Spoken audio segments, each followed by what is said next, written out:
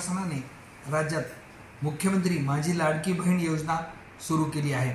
शासन निर्णय महिला व बालविकास विभाग दिनांक 28 जून 2024 नुसार या योजनेसाठी अर्ज गोळा करणे, अर्जांची छाननी करणे यासाठीची कार्यपद्धती निश्चित करून देण्यात आलेली आहे आणि ही कार्यपद्धती सुरू करण्यात आली आहे।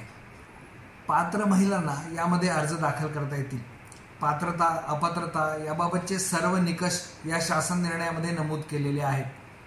त्याशिवाय अर्ज करण्याची कार्यपद्धती जी अत्यंत सोपी आहे, ज्याला कोणाला ऑनलाईन अर्ज करता येईल त्याला ऑनलाईन अर्ज करणे शक्य असेल त्याला ऑनलाईन अर्ज करता येईल, ज्याला ऑनलाईन अर्ज करणे शक्य नसेल त्याला ऑफलाईन पद्धतीने सुद्धा अर्ज करता येणार आहे।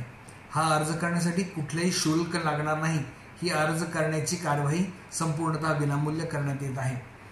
सर्व बहिणींना मी शासनाच्या वतीने असे आवाहन करतो की ज्या बहिणी यामध्ये पात्र आहेत त्यांनी आपला अर्ज विहित पद्धतीमार्फत दाखल करावा। मी याद्वारे अशी विनंती करतो की हे अर्ज दाखल करण्यासाठी पुरेशी मुदत आहे। हे अर्ज दाखल करताना गडबड करू नये।